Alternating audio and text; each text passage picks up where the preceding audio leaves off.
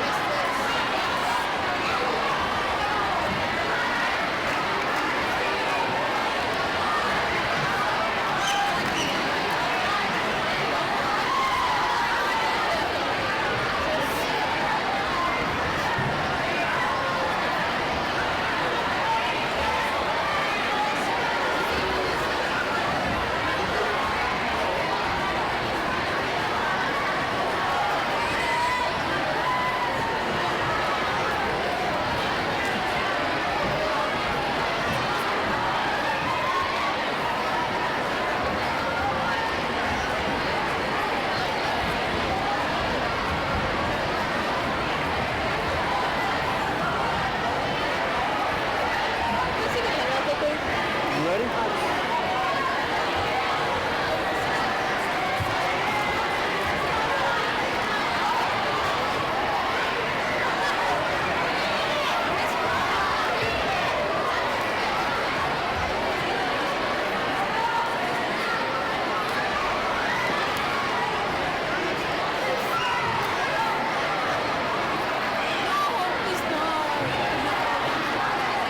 Anyone else?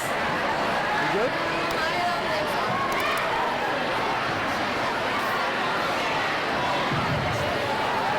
Good afternoon.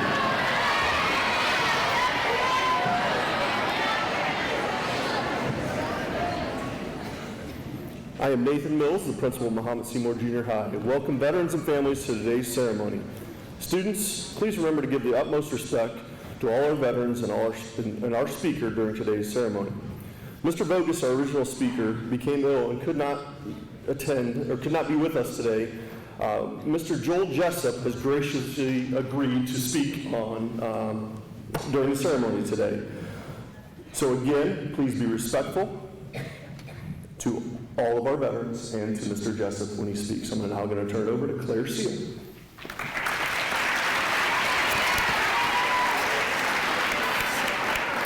Good afternoon. My name is Claire Seal. I'd like to welcome all of you to our Veterans Day program. This day originated as Armistice Day on November 11, 1919, and became a national holiday in 1938, with the name being changed to Veterans Day in 1954.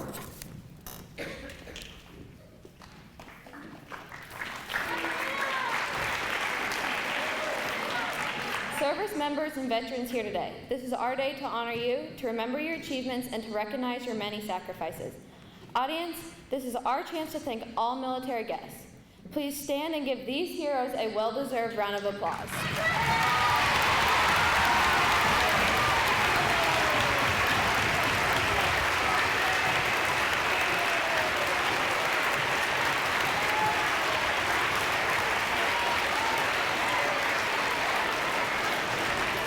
Thank you.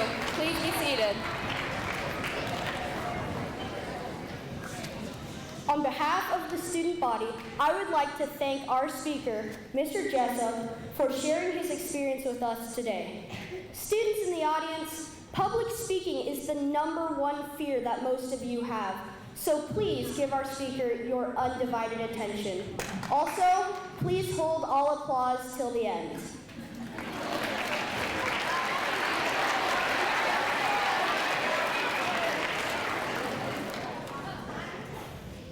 Ladies and gentlemen, boys and girls, please welcome our 8th grade national anthem singers. Now, please stand and place your hand over your heart for the singing of our nation's anthem.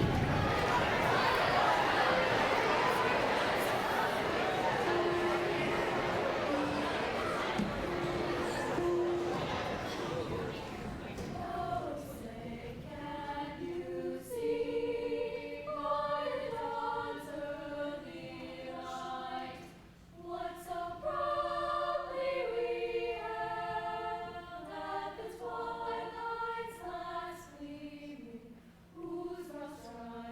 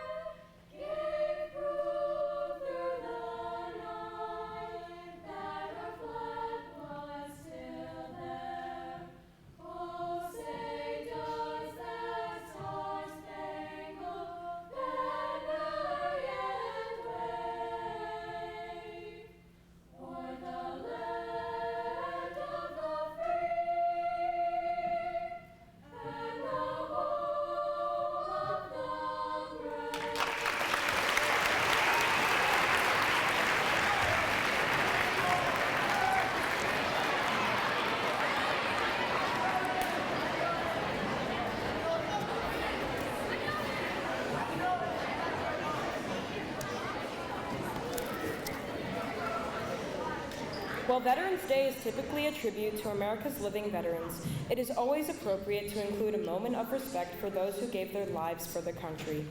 Please give your attention to the 7th grade chorus members for their performance of the song In Flanders Fields, featuring Eden Sanborn as a soloist.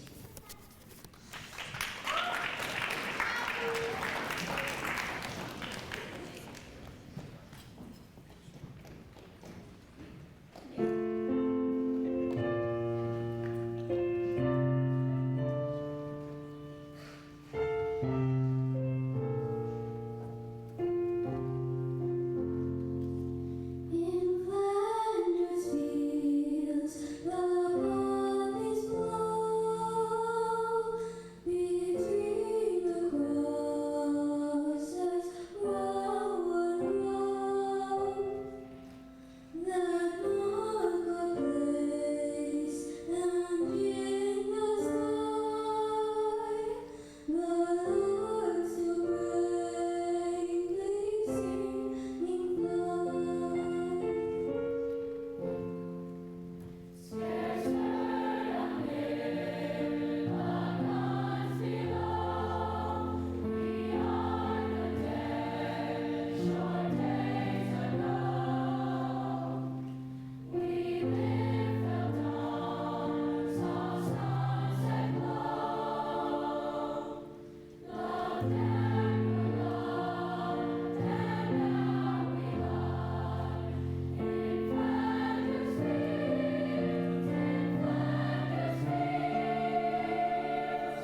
and now we lie in Flanders fields. Take up your roll with the flow, to you from friendly hands we throw.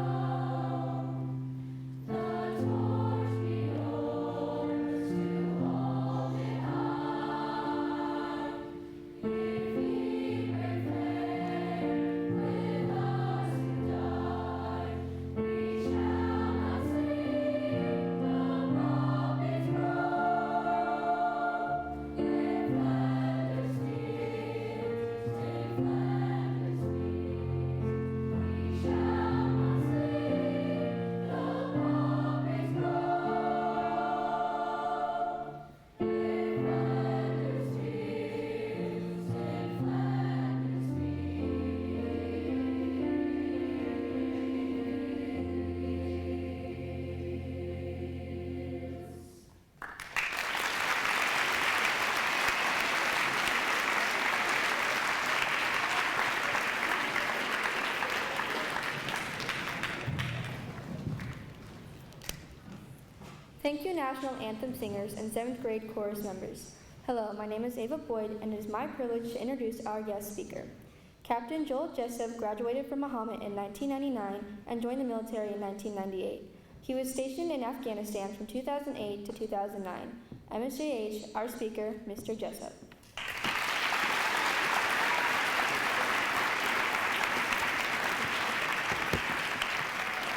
Thank you. Can you guys hear me if I don't use the microphone? I hate those things. As Ava said, my name is Joel Jessup. I graduated Mahomet-Seymour in 1999. My daughter is here in 6th grade, Addison, and she loves it when I embarrass her in public. My nephew Jack's here in 7th grade. Where's Jack? He loves it just as much. And my sister-in-law Nicole has probably taught many of you. And my wife hates it just as much as Addison when I embarrass her. She's also an Army veteran, got out in 2010 as a captain as well.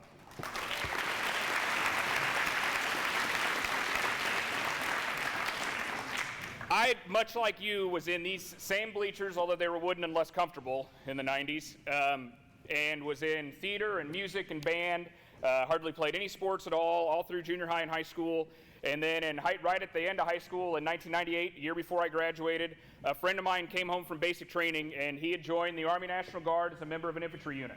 So I did what every non-athletic kid does and jumped right into the infantry, the branch of service that runs around with a backpack, lives out of it all the time, walks everywhere they go. and had to adapt to that lifestyle pretty quickly. I was about the size of many of the 8th graders in here. I was 135 pounds when I joined the Army, and pretty much stayed that way for the first 5 years of my career. In 2000, I got deployed to Kuwait in support of what was called Operation Desert Spring, where we worked security for Patriot missile bases and some military intelligence people that were doing like radio signal listening in spy stuff. And then 9/11 happened. It was a big eye-opener for all of us, and really changed the outlook. All of us at the time, we got in the National Guard, and the National Guard was, responding to flood duty and tornadoes and natural disasters at home, and we really took care of our community. And then 9/11 happened, and the whole outlook changed. And in 2002, very early in 2002, we went to Germany, mostly to allow the active duty soldiers in Germany to go back to their jobs because we had to beef up security all around the country. So I spent 6 or 7 months in Germany as part of that deployment. In 2004, I was offered an opportunity to work full-time for the National Guard. So since June of 2004, I've worked in several different armories doing a little bit of everything all around Central Illinois, full-time for the National Guard. And in 2008, I was given yet another opportunity for a different full-time job working in human resources, still for the military. But with that came a deployment to Afghanistan. So in September of 2008, Addison was about 6 months old, I left for Afghanistan. Was gone for about a year, got home in right on September 11th of 2009, and went back to that full-time work with the Illinois Army National Guard. Since then, I took one more big step in my military career. All that time, I was what they call enlisted. So there's NCO ranks, E1 through E9, and then there's officer ranks, which are 01 through 07, 8, and general officers. I went to basic training again, officer candidate school, in 2012. So at 30 years old, I basically started over and had to do all of the physical demanding stuff that I had done once when I was 18, and basically retrain to take over more leadership responsibility. The greatest opportunity that I had in the military after that point was the last two, well, up till a year ago, I spent 2 years in command of a combat engineer company, where I had approximately 120 soldiers that worked directly for me, and we culminated that 2-year rotation at a training event called the JRTC in Louisiana in the dead of the summer, and I can strongly recommend you don't go there. Was not a great event. So you know a little bit about me. You know what I did in the military. From the beginning, the big thing that they ingrained in us that I've always remembered, and actually they gave us little cards that we all were supposed to hold on to, and 21 years later I still have mine, were the Army values. And they apply in everything that we do, in the military and in my civilian life, and I try to instill this and talk about it anytime I'm given the opportunity to talk to groups. So we have a spelling problem in the military, though. We like to use acronyms and shortened versions and mnemonic devices to remember things. So the memory device is the word leadership.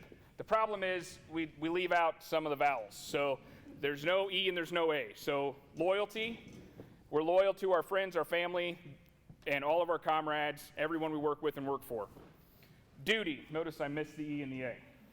LD. Duty. We've got a duty to complete the mission. We've got a duty to come home to our family. We've got a duty to stay true to everything that we believe in as a soldier, as a citizen, and as a nation. Respect. That one's the simplest that I think everybody needs to take away from.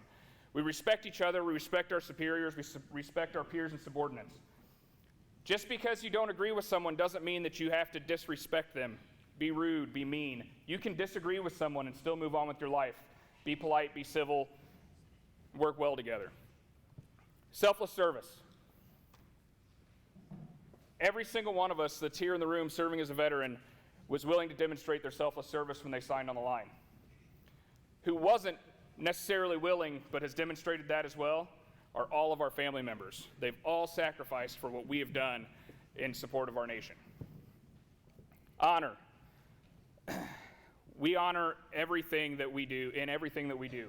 We honor the flag, we honor the nation, we represent everyone at home in all of our actions. And it's important for me that we all are upright, upstanding citizens when we're out in public. Integrity, doing the right thing when nobody's looking. So I had the opportunity to come speak today. It was last minute. I had no intention of putting on my dress uniform today because maybe I put on a little extra weight this summer and it doesn't fit right. But to stand up and speak in front of an audience, I'm required to be in my dress uniform. Now, there's nobody here that's going to dime me out, but I have the integrity to do the right thing at the right time, even when no one's looking. So I went home, I sucked in really tight, and I made it all fit. And the last one is personal courage. It takes a lot to do the things that we do. And at times, we're all scared, and we have to kind of buck up and move on with it and get the mission done. And you'll run into things in your life that it's going to be hard, and it's going to be tough to make the right decision, and it's going to be tough to finish the things that you need to do. But it's going to take some personal courage, or like we used to say, intestinal fortitude, which is just a fancy way to say guts, to stand up, do the right thing, and get done what you need to get done. And you may get knocked down, and you may have to start over. And your goals and dreams may change. You know, you may have a goal today to be an astronaut, and somewhere along the way, that can change. But if you've got the guts and the personal courage to drive towards your goals, even if they change, to get to that end, you can get anything done that you want to get done. The last thing that I wanted to leave you with, you guys mentioned that in 1918, on November 11th at the 11th hour, the First World War, the war to end all wars, ended. In the following year, on November 11th, 1919, President Woodrow Wilson announced Armistice Day. And he said, "To us in America, the reflections of Armistice Day will be filled with solemn pride in the heroism of those who died in the country's service and with gratitude of the victory, both because of the thing from which it has freed us and because of the opportunity it has given America to show her sympathy with peace and justice in the councils of the other nations. We continue to honor those and all other veterans on this day." Thank you.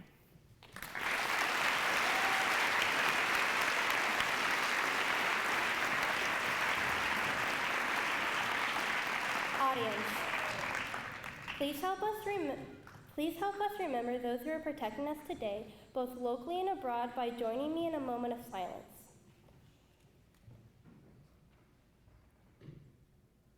Now please stand and place your hand over your heart for the sounding of taps by 7th grader Aaron Rath.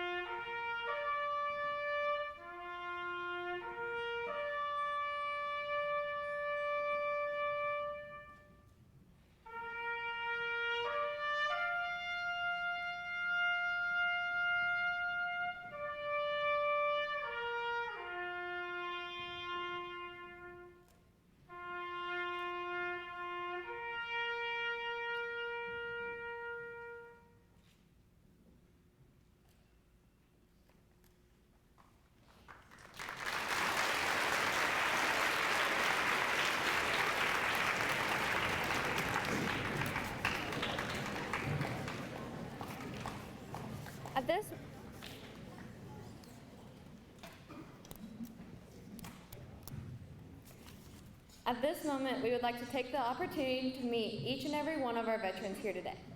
As we hand you the microphone, please tell us your name, your branches of service, when and where you served, and if you are related to anyone in our school. Thank you.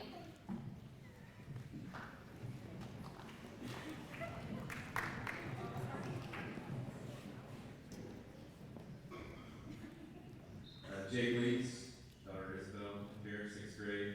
I was in the Army, served in Germany and Texas. LaShonda Glover, Navy. I served in Diego Garcia, and I served on board the USS Shenandoah. And my daughters are Janae and Terry Hall. Joe Glover, Army. I served in Colorado, Korea,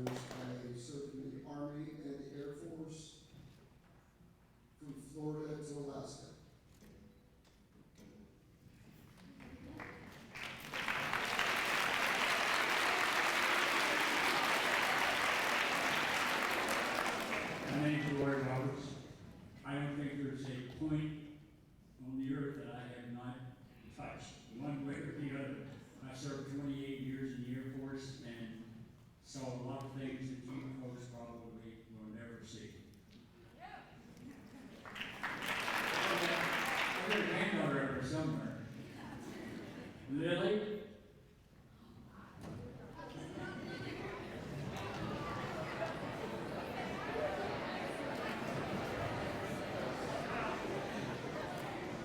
My name is Nick Elder. Grace Bingley, she's up there too.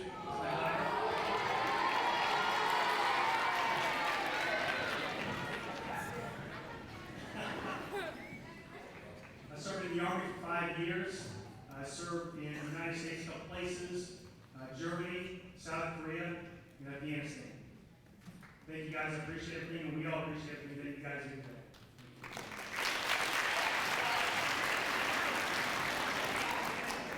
My name is Mike Elder. Grace Bingley is my granddaughter. And I was a hospital corpsman in the Naval Reserve.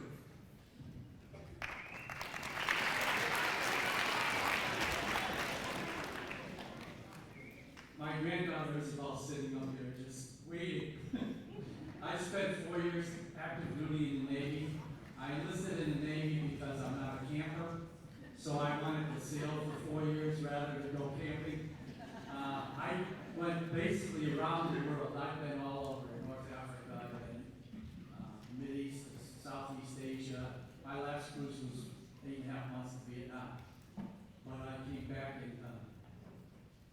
had my daughter, my son, she's a product of my daughter who's a professor at the University of Illinois. I'm so proud of them all.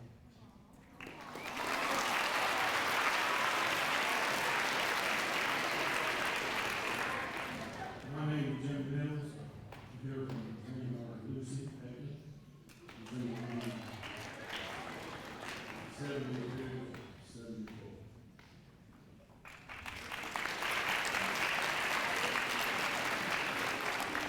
My name is Josh Jeffers, here for Leland Jeffers, Chinese. Served in the Army for 6 years. I was deployed to Iraq and Afghanistan.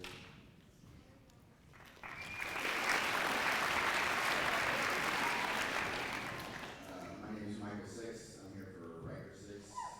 Served in the Army, went with Captain Jessup to Afghanistan, and now I serve in the Navy.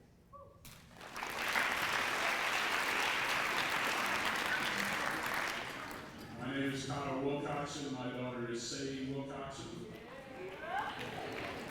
I served in the Army from 90 to 94. I was in during Desert Storm, but I spent a year at that time in Korea, and then the last at Fort Knox, Kentucky, but also did 2 field expeditions in Canada. So I've been around places.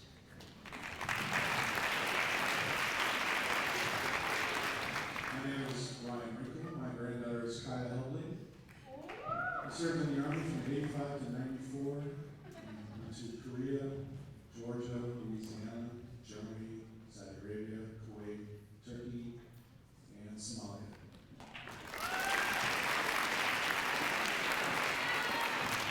My name is Tommy Filippo, and I served in the Corps from 69 to 71, did a tour in West Pac. My granddaughter here, Brianna, my grandson, Cohen, wherever you are. Congrats. Thank you very much.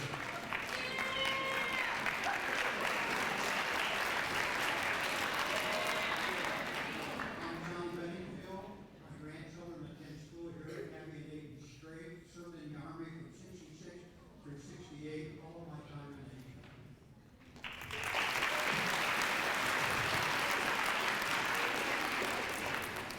My name is Mike Berge. My son Isaac Berge goes here.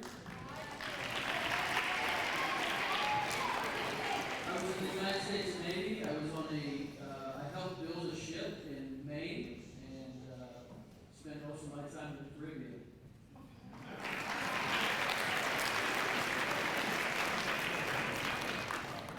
Ron Regas from Blackton, Illinois. I was in the U.S. Army. I got a grandson here, Cole Henderson. And I've got a granddaughter, Ava Henderson.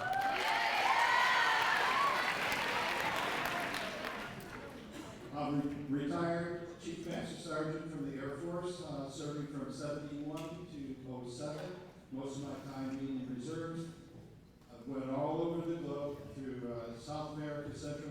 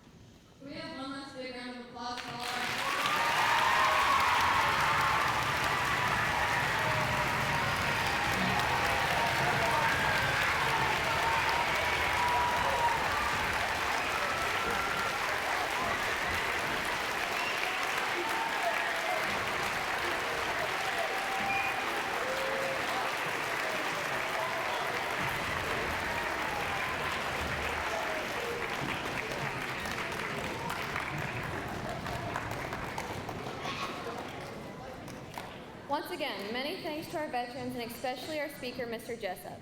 Before our veterans and visitors leave, we would like to invite them all and all service members and their guests to the band room for light refreshments.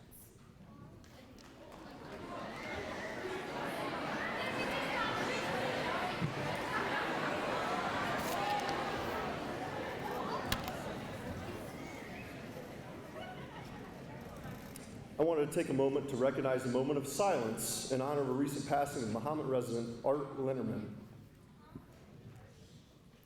Art passed away on November 4th at the age of 95. Here's a little information about Art. Art served in the U.S. Navy during World War II aboard the heavy cruiser USS Indianapolis. He was a Radar Man 3, third class. Art survived the sinking of the USS Indianapolis after it was torpedoed by a Japanese submarine in the closing days of the war. He was one of only 317 sailors who survived the sinking and spent 4.5 days adrift in the sea before being rescued. Art was awarded the Purple Heart for wounds inflicted during the sinking and his ordeal in the sea. Thank you to all the veterans who joined us today for our ceremony. A special thank you goes out to Mr. Jessup, who graciously, without hesitation, said yes at 10:45 this morning to be our speaker, and he did a wonderful job. Let's give him a round of applause.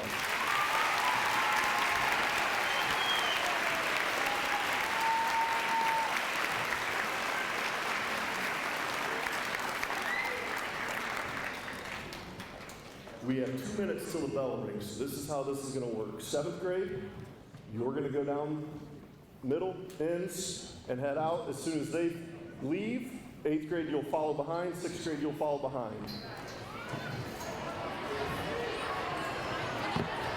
You guys did an awesome job. You want to maybe direct veterans where to go? You need something? Do we need to say where to go? If you want to just go back and tell them.